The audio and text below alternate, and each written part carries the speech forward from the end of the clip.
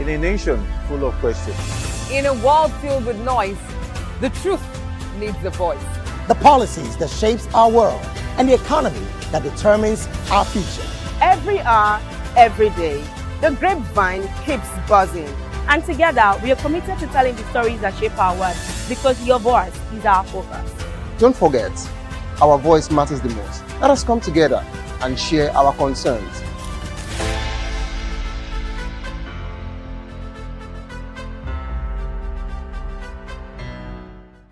Behind every broken desk lies a broken promise. Education shapes the nations. But who is asking the right questions? Introducing Edu Dialogue, the show that goes beyond the surface, exposes the cracks, the corruption, and the silence in Nigeria's education system. Edu Dialogue, Saturdays, 3 p.m., only on VOP TV. We break the biggest stories, from missing funds to policy failures. We ask the tough questions and demand real answers.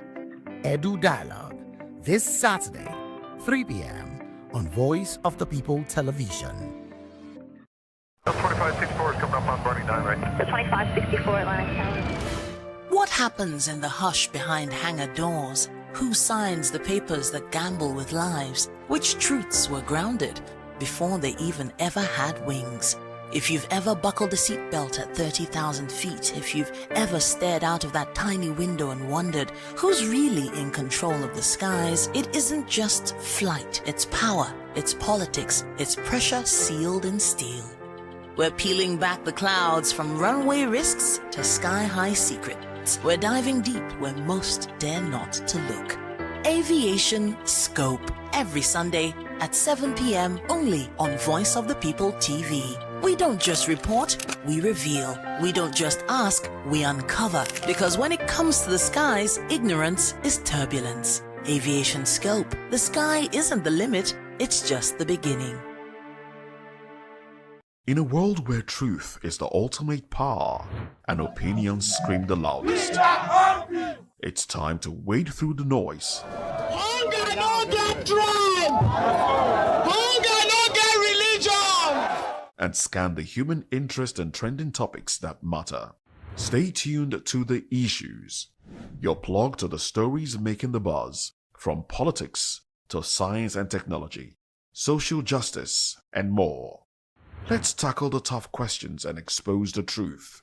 The Issues, on Voice of the People Television, Mondays to Fridays, 8 to 9 p.m. The Issues. Don't just react, understand. To know the happenings in the maritime sector, join us on the program Maritime Frontiers on VOP TV as we discuss key areas in the maritime sector, from aquaculture, maritime transportation, maritime labor regulation, oil and gas exploration, ferry and passenger insurance, marine pollution and prevention, port operations, and lots more. Maritime Frontiers, exploring Nigeria's blue economy.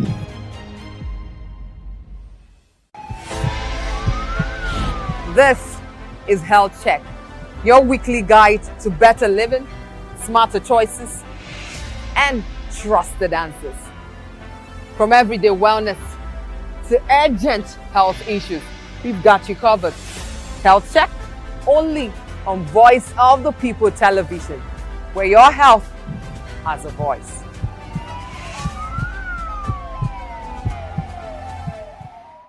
We encourage you to click on the like button and subscribe to our YouTube channel. We are Voice of the People TV. Also follow us on all our social media platforms. We are at VOP TV Live. Visit our website www.vop.ng for fresh and trending news. Also watch us live on SLTV channel 264. VOP TV, Voice of the People Television. VOP TV. Now you have more than a voice.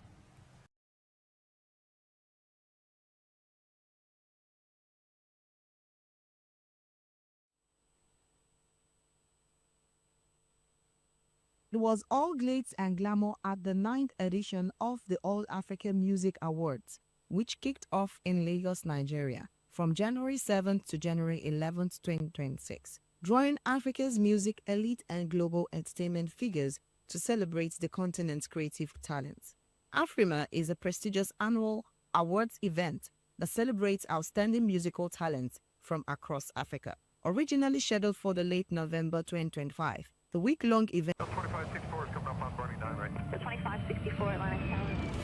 What happens in the hush behind hangar doors? Who signs the papers that gamble with lives? Which truths were grounded before they...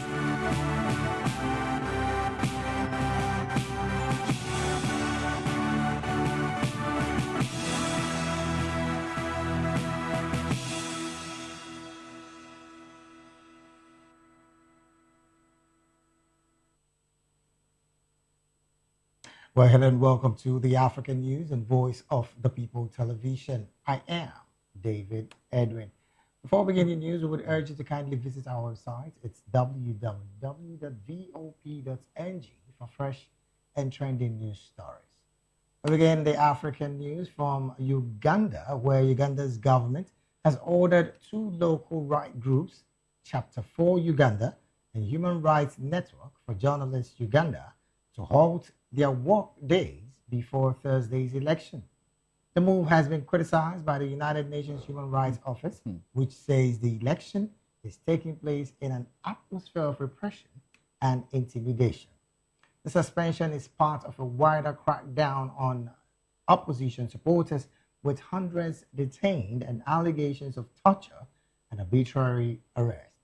81-year-old President Yoweri Museveni is seeking to extend his 4-decade rule, having changed the constitution twice and removed age limits and term limits. The government has defended its actions as a response to lawless conduct by opposition supporters. However, right groups say the move is a clear attempt to suppress dissent and intimidate voters. Still in Uganda, the Ugandans, as Ugandans prepare to vote this Thursday, UPC party president candidate Jimmy Akena has urged citizens to reject violence, saying that elections should not be driven by hatred or political antagonism. Akena encouraged voters to turn out in large numbers, vote responsibly, and remain respectful throughout the process. He also advised citizens to stay vigilant and protect their votes. While distancing himself from other presidential contenders, Akena said none of them reflect his manifesto or political vision. He, however, stressed that peaceful participation remains more important than political rivalry. Still in Uganda, opposition candidate Robert Gyangulai, popularly known as Bobby Wine, says he has been beaten, tear gassed, and attacked with tear gas and pepper spray while campaigning against long-serving President Yoweri Kaguta Museveni. Popular as pop star Bobby Wine and nearly a decade into his political career, violence on the campaign trail comes as no surprise to the 43-year-old, as he has built his political identity on uncompromising opposition to what he calls Museveni's dictatorship. Wine is not widely thought to have any chance of winning Thursday's election against a president who has been in power since 1986, while Wine was just 3 years of age. However, by mobilizing millions of disenchanted young Ugandans in the second bid for the presidency, Wine has emerged as Museveni's most formidable challenger in years. At the time, the 81-year-old Museveni is thought to be planning his succession. Still in election stories, and now in the Benin Republic, vote counting continues in Benin Republic following late Sunday's municipal and legislative elections, with results expected in the coming days. 5 parties, including former President Boni Yayi's Les Democrates, are competing for seats in the National Assembly. The elections were held a month after a failed coup attempt on December the 9th, which was followed by loyalist troops with support from Nigeria. Observer Group, the coalition of civil society organizations for elections and peace, said voting was peaceful and orderly. However, the group urged Bennett's Electoral Commission to ensure an independent count free from outside influence and called for the systemic posting of results at each polling station. About 8 million voters were registered to elect lawmakers to the 109 seats National Assembly and 77 municipal representatives, according to the National Electoral Body. Analysts expect President Patrice Talon's ruling coalition, which holds 81 seats in the outgoing parliament, to retain a majority. Earlier, Electoral Commission head Saka Lafia said all measures were in place to guarantee a free, transparent, and secured vote. And in Sudan, Prime Minister Kamel Idris has announced the government's official return to the capital, Khartoum, since the outbreak of war with the paramilitary rapid support forces, that's the RSF, in April 2023. Speaking to a crowd upon his arrival from Port Sudan, where the government had been operating as a temporary capital since the conflict began, Idris described the move as a turning point for the country. He promised improved services and a better life for the people, stating that with them returning a government of hope to the national capital. Idris pledged to enhance health and education services, rebuild hospital and rehabilitate schools and universities, placing particular emphasis on the University of Khartoum. He also vowed to improve security and living conditions for the citizens. According to the Prime Minister, the government has submitted the 2026 state budget without imposing additional financial burdens on the public and aims to reduce inflation to 70%. And from Sudan, we'll move straight to Somalia, where the Somali government has cancelled security and defense agreements with the United Arab Emirates linked to several key points, citing alleged breach of the country's sovereignty, national unity, and political independence. The move followed an investigation by Somalia's Immigration and Citizenship Agency into the alleged unauthorized use of Somali airspace by the head of Yemen's Southern Transitional Council, Aidarius al-Zubaidi. Announcing the development, the Prime Minister's office said the ministers at the cabinet meeting agreed to annul all agreements and cooperative agreements and arrangements concerning the ports of Berbera, Busaso, and Kismayo. The statement noted that the decision was based on reports and strong evidence regarding wrongful actions that undermine the sovereignty, national unity, and political independence of Somalia. According to the statement, the cabinet also approved a draft law on protecting Somalia's sovereignty and territorial unity, along with an arbitration bill. The sovereignty bill would bar regional administrations and private entities from entering into agreements with foreign parties without prior notification to and approval from the federal government and oversight by the relevant ministry. And in Kenya, the new United Nations High Commissioner for Refugees, Barham Salih, has praised the country for its integration efforts after he visited Kakuma refugee camp in northwest Kenya. The camp opened in 1992 to welcome people escaping problems in countries including South Sudan, Ethiopia, and the Democratic Republic of Congo. Salih said the camp offered an important example of inclusion and generosity on the part of the host nation. According to him, it's a model that stands out as a pillar for protection and also inclusion, and for creating sustainable solutions that can see refugees beyond dependency on humanitarian assistance for long periods of time.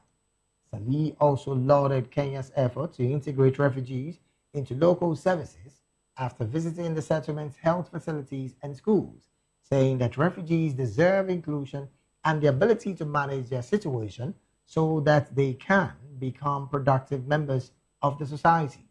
Though it remains under the United Nations management in April 2025, Kakuma was redesignated a municipality, one that local government officials later will run.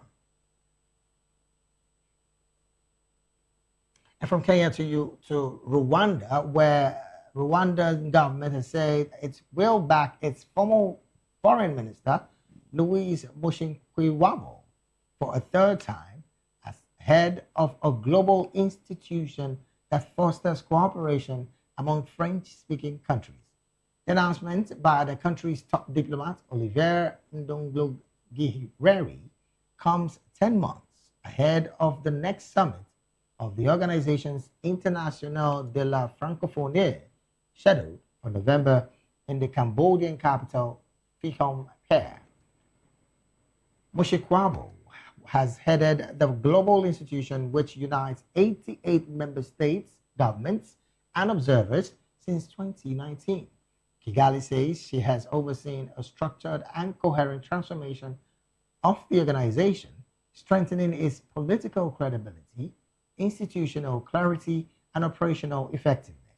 Kigali has also stepped up efforts to support Francophone candidates seeking leadership roles in international institutions, including the African Union, the African Development Bank, and UNESCO.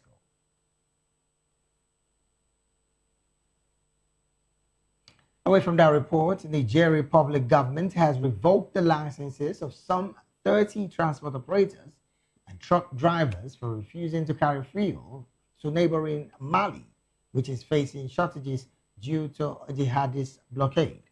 A transport ministry statement said the ministry revoked the licenses of 14 operators and 19 drivers for refusing to transport the fuel, while another operator was handed a one-year suspension.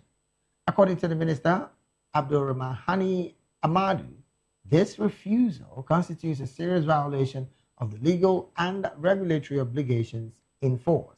Niger and landlocked Mali, ruled by juntas, are allies along with military-ruled Burkina Faso, and all three are grappling with intensified jihadist attacks. Mali experienced a severe fuel shortage in October and November after militants from the Al-Qaeda-affiliated group for the support of Islam and Muslims, as the JNIM, cut off fuel supplies to several cities in the arid West African nation. The oil producing Niger wanted to send 82 fuel tankers to the Malian capital, Bamako, covering the 1,400-kilometer route under military escorts.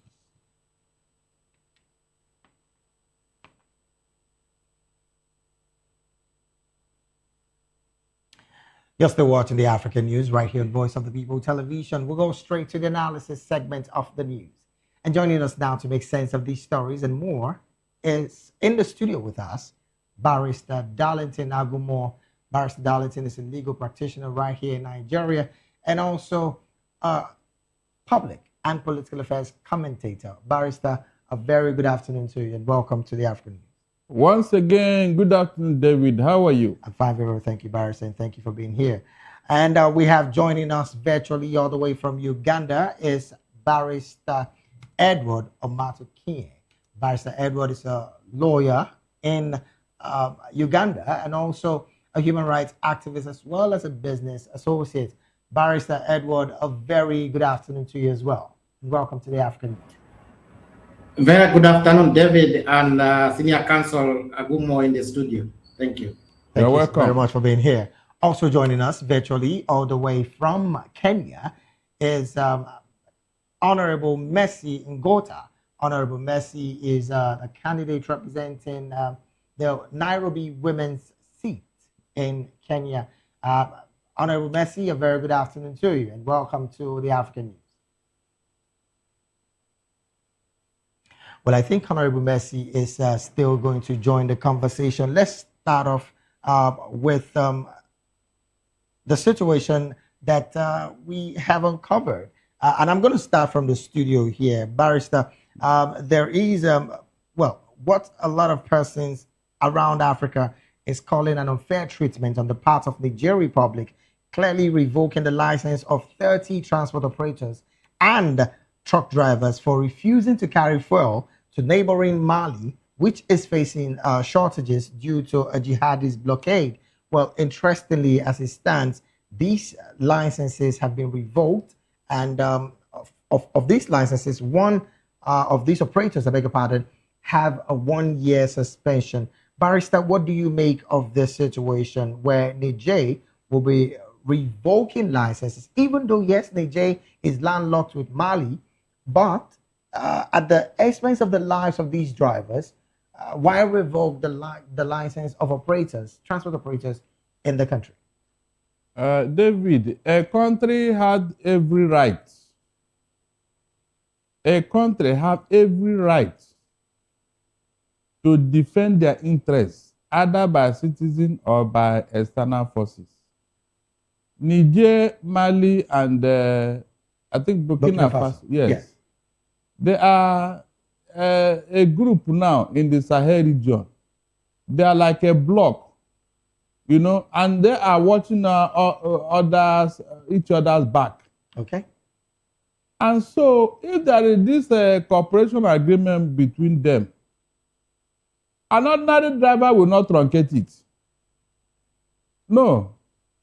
The drivers have no right to do what they did, since they are going to be escorted under military excursion. They didn't say they should go alone.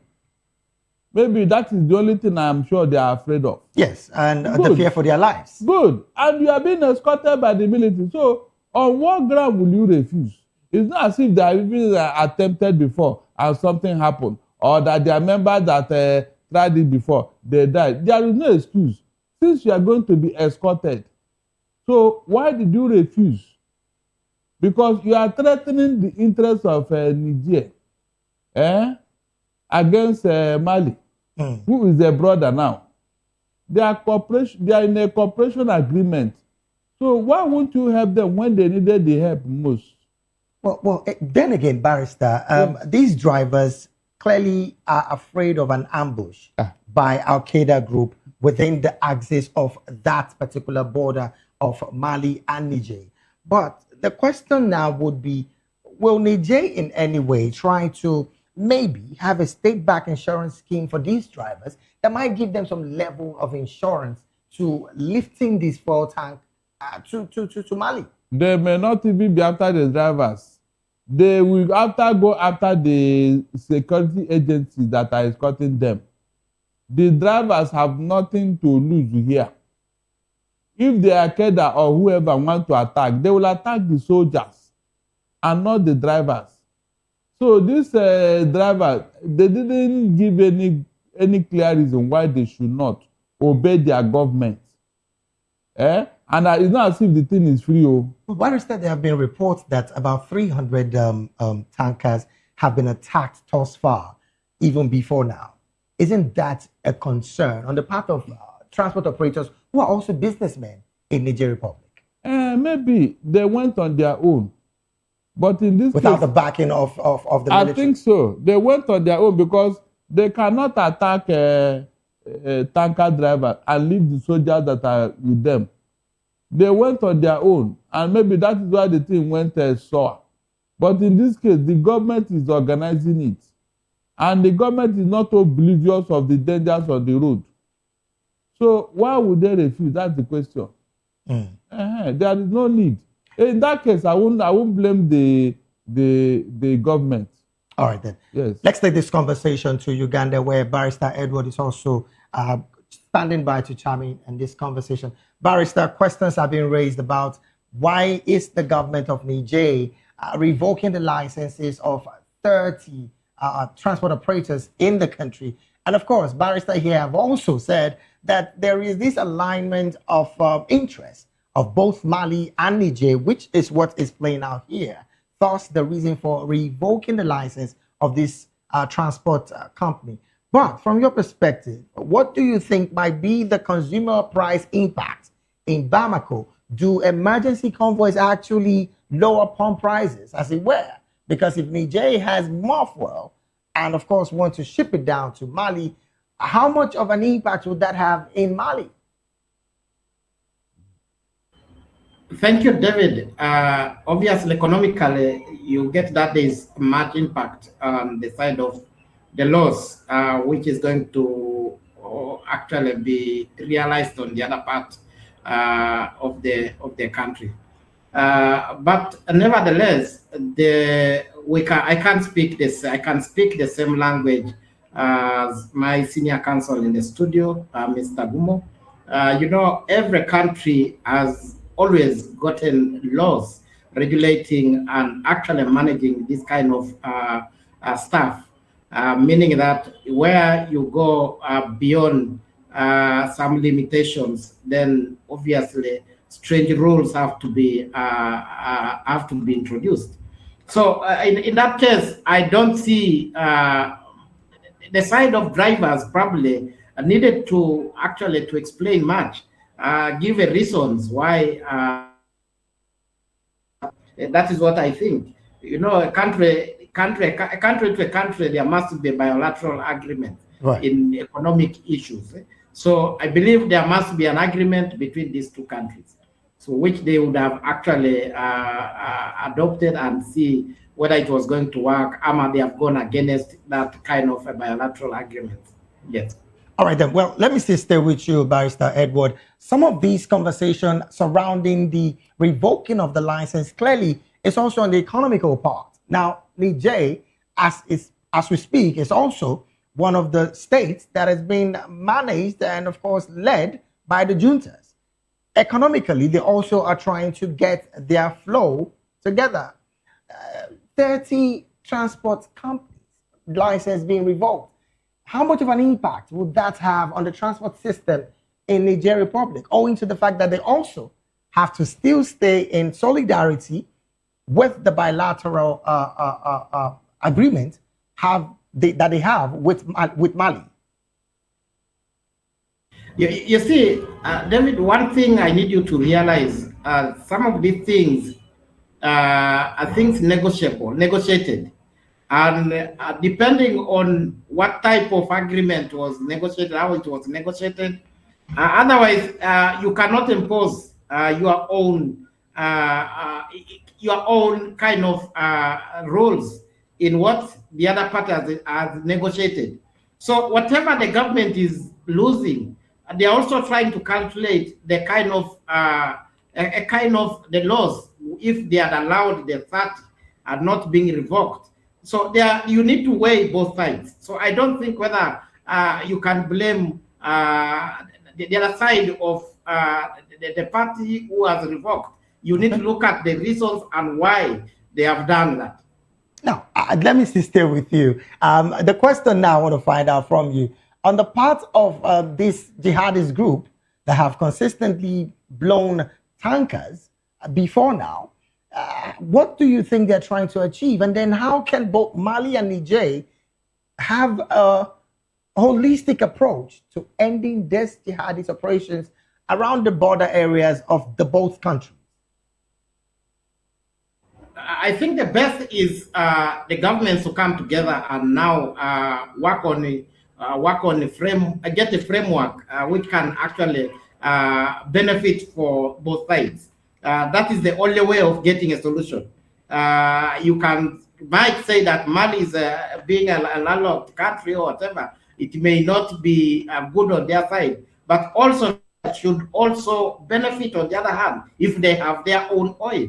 So I believe it is good to sit the countries to negotiate in the right way so that they can benefit all sides of the divide.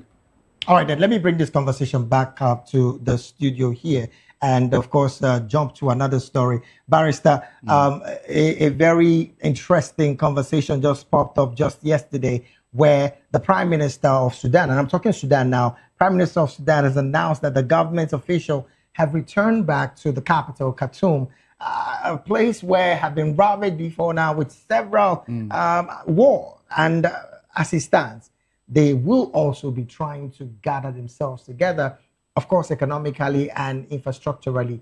What do you make of this story? And do you think this peace, relatively, like some would say, in Khartoum, seem to be a long-lasting peace that would yield for the Sudanese people?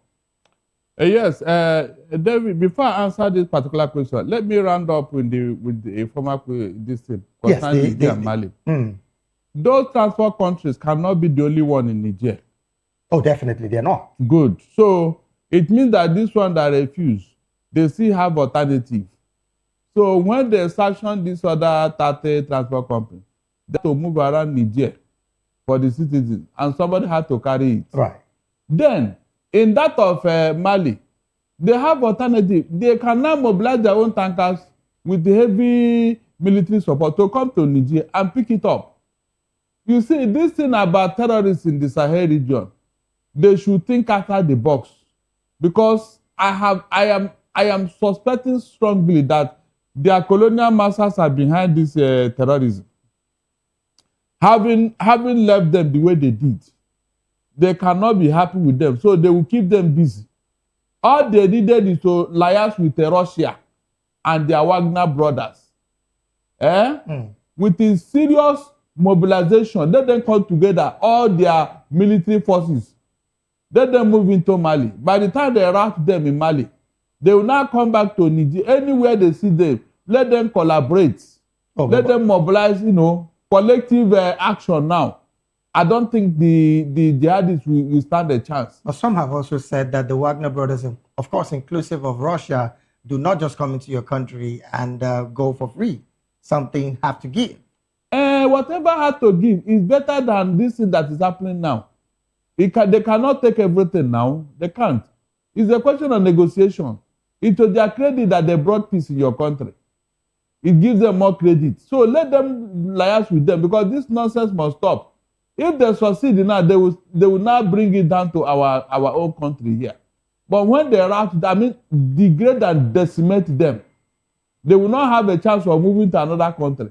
Is that not true? Good. That's what I suspect they should do. Then what you are saying about Sudan, David, I've already told you here that Sudan will get tired of war. Is that not true? They will get tired of this war, this ego war. Are they not getting tired now? With this sanction against Dubai and all that, and all the agreement with them. That is what a country should do. I've said this here severally. There's no way this war will continue forever. But with so much loss. But is it not better than the thing continues? Is it not better? At a point, it must end. The land that Salva Kiir is on trial now with some of his loyalists. They went to court the other day. Yes. Yeah, so it will definitely come to an end. I'm not, nobody will tell me that. I know that at a point, one party will have the upper hand, and it must be the party in government. And that is it.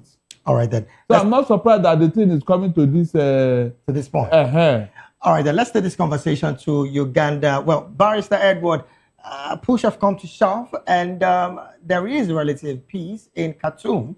And of course, the Prime Minister has clearly said that this is about time for us to find ourselves again. In fact, he did say that hospitals and schools will reopen pretty soon into full operations. But the questions are being raised: how very possible would that happen? I'm talking about full staffing and equipment within 90 days, which again is what the Prime Minister did mention.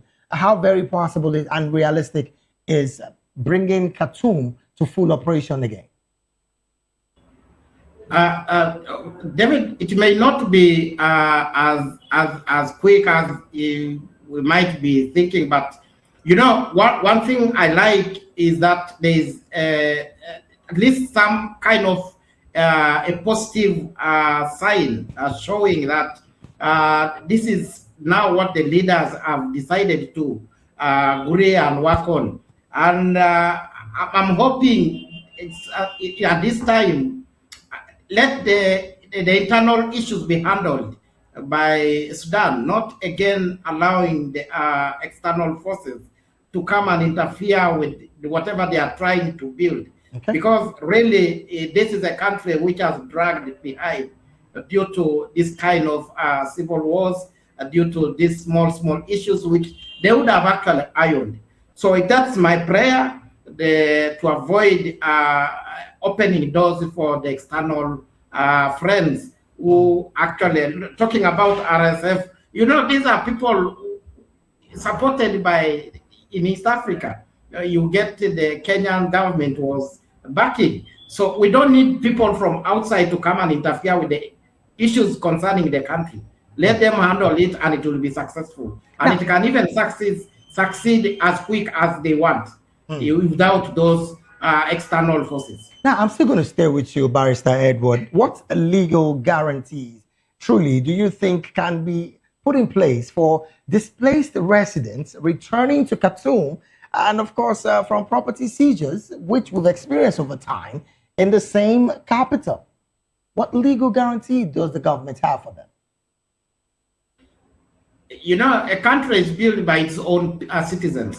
And that is one of the legal bases. If they have decided to build, you know, you cannot start by putting storages of buildings. You can always build your house as small as it is. So that is, as long as the assurance from the government to get Khartoum where it's supposed to be, then it will be with the support of the citizens. I believe that is enough to show a goodwill to bring put the idea on board. All right, now let me bring it back to the studio before I come back to you, Barrister Edward. I'm still talking.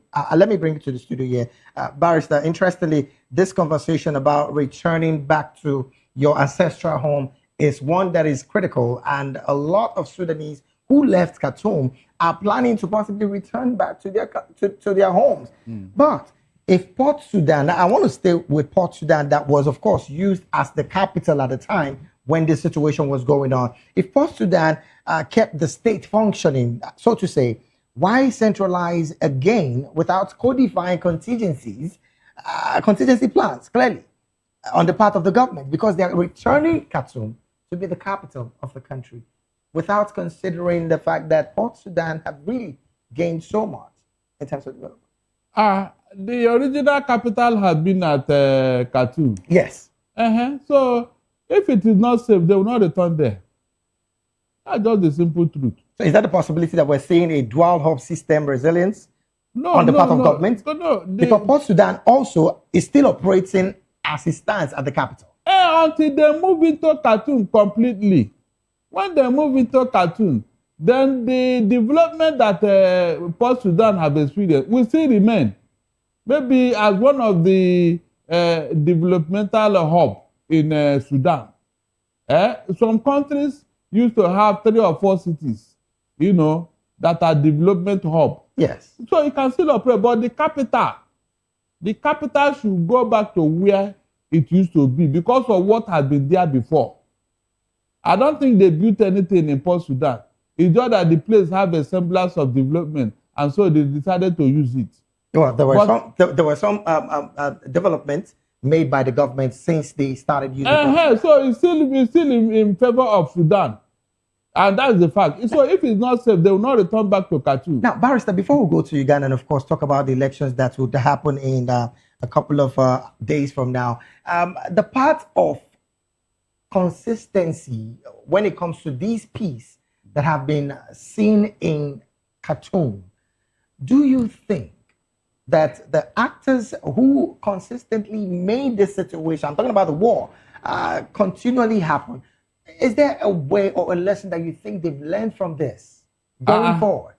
They must go to jail or to ICC.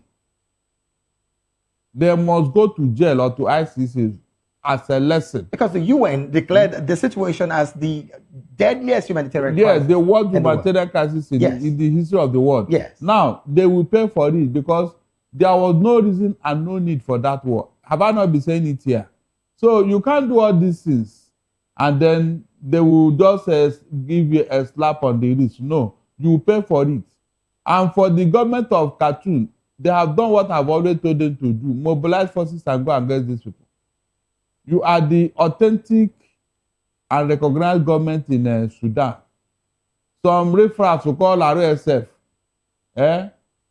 because their source of supply has been cut off. Is that not what happened? Remember, all the deals with the UAE and other countries, the government of Sudan has cut off from them. So no more source of supply. And that is what degraded them. And so now the government should take charge and then rehabilitate and then, begin to rebuild their country and bring back their people. Right, no matter how bad it is, life must go on. Well, very true. I mean, that is basically what is supposed to happen. Well, let me go straight to Uganda where we'll wrap up the analysis segment.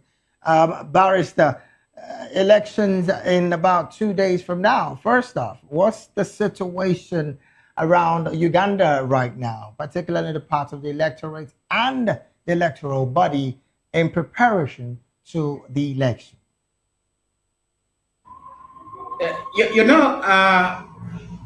Uganda, as we speak, is actually not in a mood of elections. Instead, people here are just in a panic because of the actions, the way the government is doing things so far. So I don't know whether it is the people who are in panic or the government is the one in panic by now introducing so many issues. You have heard of human rights being deregistered, being actually removed from the country. Actually, these are some of the intimidating kind of tactics the government is trying to show the opposition, which is not right. But I want to send information to the government is that it's not actually Uganda which is going which is actually doing the elections. The world is watching. We are watching as citizens. So we shall judge at the end of the day. That is what I think. All right, then. Well, I think, again, one thing I want to find out again from you is the fact that the Ugandan government clearly has ordered 2 local rights groups. I'm talking about Chapter 4 Uganda and, of course, Human Rights Networks for Journalists Uganda to halt their work days before Thursday's election. What do you think is the reason for this move? We've heard the United Nations clearly, the United Nations Human Rights Office clearly say that as it stands, the atmosphere of repression and intimidation is what is being seen in Uganda. Take us through this major accusation from the Human Rights Office. The fashion Uganda is using is exactly the fashion we saw in Tanzania. This is one way of showing the chest stamping by telling you that I'm powerful than any other person. By actually now suspending the 2 human rights activists, it's a show that the sitting government, the sitting president, does not want to leave power. Is doing this purposely to intimidate the electorate and also the opposition, because it is worrying as we talk. The prisons in Uganda are full, totally full. I'm worried whether they will get another space where they will actually fill these people, because I know the arrests are continuing and it is going to continue even at the date of election, which is remaining actually 1 day as we speak, not 2 days, because just only tomorrow. So the military, the police are in very strict orders to make sure that the sitting president must win, which is not good. There is no right, there is no human right, which is actually being allowed to look at the elections, which we call free and fair in Uganda. So we expect the president to be announced at the end of the day. So President Museveni is actually expecting this to happen. But it is unfortunate that a country like Uganda, which has all the values of democracy, which just one dictator called Museveni has come to spoil. Sorry to say that. All right, then. Let's bring this conversation to the studio. I'm still going to come back to you, Barrister Edward, on the statement made by Bobby Wine, but let me come back to the studio. Doctor, the UN Human Rights Office have clearly said that while Dan cracked down on opposition, clearly, and of course opposition supporters and hundreds being detained, is a total voter suppression that is being found in Uganda. I mean, Barrister Edward in Uganda also just alluded to that fact. Looking at the coming election, Barrister, do you think that that election would reflect the choices of the people? In the first place, I've told you the last time you mentioned this election, and I told you clearly that there is no election coming up in Uganda. It is a selection of the king. They want to crown him on Thursday. That is when they announce him as the winner. It is never an election. Then too, yes, the Human Rights Commission of the UN is a very critical and very important arm of that body. They view what is going on as an aberration. In fact, the UN is very particular about that human rights section of the organization because it hinges on the right of the people. And any right that you cannot uphold is no right. You cannot do anything and suppress the right of the people and you expect the UN to close their eyes to it. No. That is why they monitor every country that is a signatory to that body. And now that right is being violated in Uganda.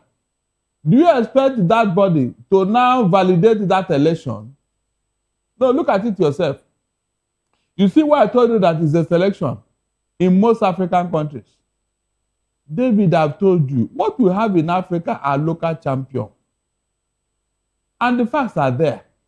Take, for example, Donald Trump, with all the powers he's displaying and exhibiting, with all the bravado, with all the stubbornness, please, can he try this type of nonsense in America during election?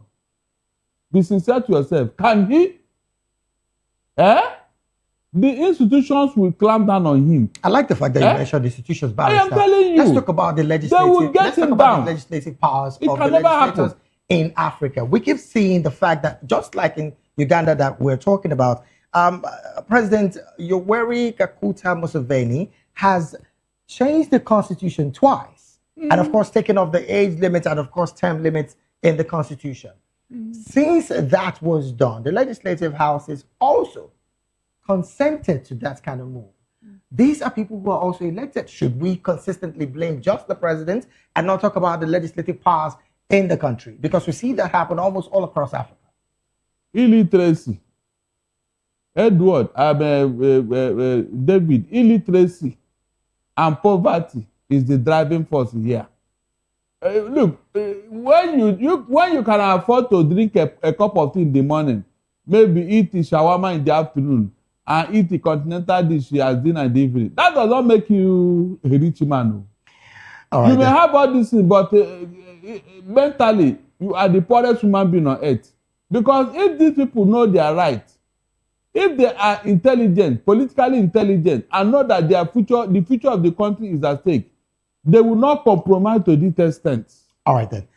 Let's round up this analysis by taking maybe 30 seconds from Barrister Edward Omatakinye. Barrister Bobby Wine clearly has also stated as it stands, he is not afraid of whatever comes from President Yoweri Kaguta Museveni going into this election. Some have also said that Bobby Wine is very popular within the city and not the rural areas. Help us through this, maybe 30 seconds while we wrap up this conversation, please. Those are very false allegations.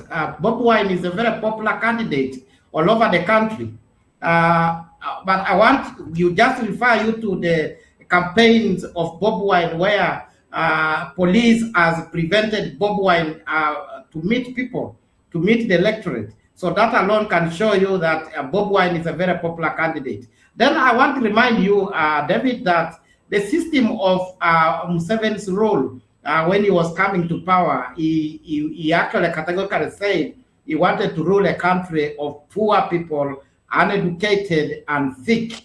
people, and that is exactly what Museveni is doing, to make the people in the country to be poor, to be uneducated, and to be sick, so that he can manage them well. So I believe the institutions in Uganda are already captured by the president. We are talking about freedom of speech is no longer there, freedom of movement. So in actual sense, there is no election in Uganda. This is a captured country, and we are praying for Uganda one day that we shall come to our light so that we can have our rights. That's what I'm praying for. All right, then. Thank you so very much, Barrister Edward Omata Kenya. Barrister, want to say something? Yes, I want to say something. Whenever Museveni leaves office in Uganda, either by death or by resigning or by leaving office voluntarily, there will be problem in Uganda. You know why? Why? All the people he suppressed, they'll be scrambling for position. It's like a breath of fresh air. Everybody, just look at Libya. What happened in Libya? That they now have two governments in Libya. This thing he's creating is a problem that he's going to live with Ugandans for a very long time by suppressing people.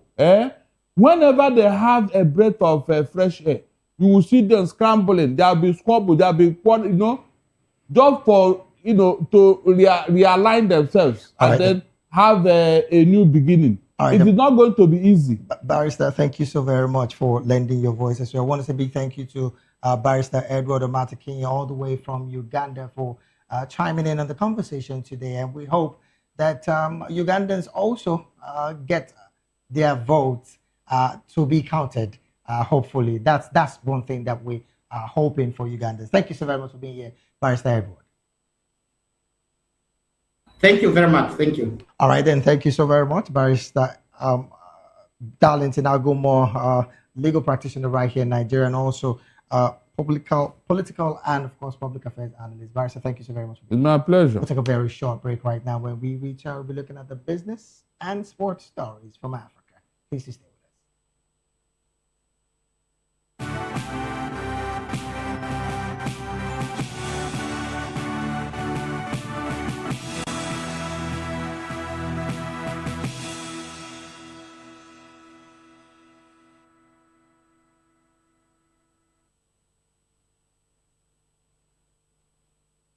Some business stories. Morocco's Minister of Digital Transition, Amal Shangourchin, says the country is targeting a $10 billion boost to its gross domestic product from artificial intelligence by 2030 as the country steps up its investment in training programs, sovereign data centers, and cloud services. Shangourchin told newsmen in Rabat that Morocco, which current gross domestic product comes to around $170 billion, plans to invest in artificial intelligence centers linked to universities and the private sector, and to integrate AI solutions into public administrations and industry. According to her, the GDP boost would largely come from expanding domestic data processing capacity through sovereign data centers, scaling up cloud and fiber optic infrastructure, and building an AI-skilled workforce to support the development of AI solutions across industries and government. Well, from that particular business story, we're wrapping up the African news with some sports stories. The police in Mali have arrested for fraud a self-proclaimed traditional folk healer who collected 33,500 euros, promising victory for Mali in the African Cup of Nations, AFCON. Mali's national team was eliminated last Friday in the quarterfinals by Senegal 1-0. Identified only as Sian Yogo, associates said that the man reportedly collected over 22 million CFA francs in donations. Following Mali's defeat, an angry mob showed up at his house before police intervened and removed him. Sian Yogo was arrested in the Malian capital, Bamako, and held at the cybercrime division. According to an official from the division, charlatanism is punishable by law in Mali. The source added that arresting man while the national team was still competing would have been difficult in the heat of the African Cup of Nations. Well, again, we cannot go away from this particular entertainment news where Nigerian Afrobeat star Rema was the biggest winner at the 9th All African Music Awards Afrima at the Eco Convention Center in Lagos on Sunday. Winning the Artist of the Year, Best Male Artist in West Africa, and Best African Artist in R&B and Soul. Other top winners include Burna Boy for Album of the Year, Charlie Poppy Lahore as Song of the Year, and Fino for Best African Hip Hop Artist. Regional and continental awards went to artists across Africa, including Cote d'Ivoire's Mino and Morija for inspirational music, Guinea's Namamba Kante for African pop, and Nigeria's Queen Madi as most promising artist. Voice of the People TV's Precious Agumano has more in this report. It was all glitz and glamour at the 9th edition of the All African Music Awards, which kicked off in Lagos, Nigeria, from January 7th to January 11th, 2026, drawing Africa's music elite and global entertainment figures to celebrate the continent's creative talents. Afrima is a prestigious annual awards event that celebrates outstanding musical talents from across Africa. Originally scheduled for the late November 2025, the week-long event was rescheduled to January to ensure broad participation and a world-class experience, with support from the African Union Commission, the federal government of Nigeria, and the Lagos state government as hosts. The award ceremony was co-hosted by Nigerian rapper and actor Faust the Bad Guy and French-Senegalese media personality Liliane Morne, bringing energy and flair to the red carpet and live broadcasts to audiences across Africa and beyond. I expect Charlie Poppy to win. I expect Rema. I expect Davido. I expect even Wizkid to win for best choreographed video. Yeah. But Davido to win best African collaboration. Burna Boy best album or best artist. It's what I'm giving out that matters to me. Because I want to show it to them that this is Africa. Yes. You know, I have a home advantage. People like 99% of your crowd knows your songs. Yeah. You give it to them fully. Yeah. That's it. Great moment, great experience from all performers and nominees. You know, another moment to escalate or elevate African music to the world, and we're here for it. You know, shout out to all the media teams, all the bloggers who are carrying our messages outside of the continent into the world. So you don't know, Afrima 9th edition, I'm out here for it. I'm like a let's say like a pro of Afrima, you feel me? So some of us are here as enablers to the scheme, not only nominees, you feel me? Like having won 4 times in reggae dancehall category and being nominated right now as well. Our best African music is just like blessings, you know, to still be here and doing it and contributing to the to this effect. Music is moving, music is evolving. You're seeing it. You saw it with what we did with No Turning Back. Bring something like really old, bring it into this generation and make it connect with children as young as 2, as 1, are chanting the chorus, chanting the hook. We're grateful to God for that, and we're not going to stop. We're not going to stop. Well, Afrima, as you know, is simply African Musical Awards. And so I expect the best of the best to be awarded. I expect a salute to hard work, a salute to tenacity of purpose, a salute to resilience, a salute to creativity, a salute to culture and tourism, and a salute to the promotion of our economy. I expect a lot.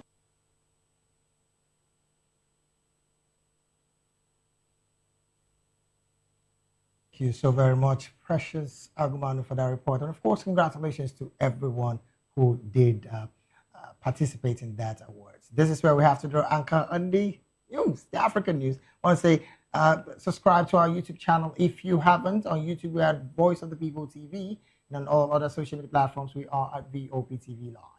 Thank you so very much for being a part of this broadcast. I am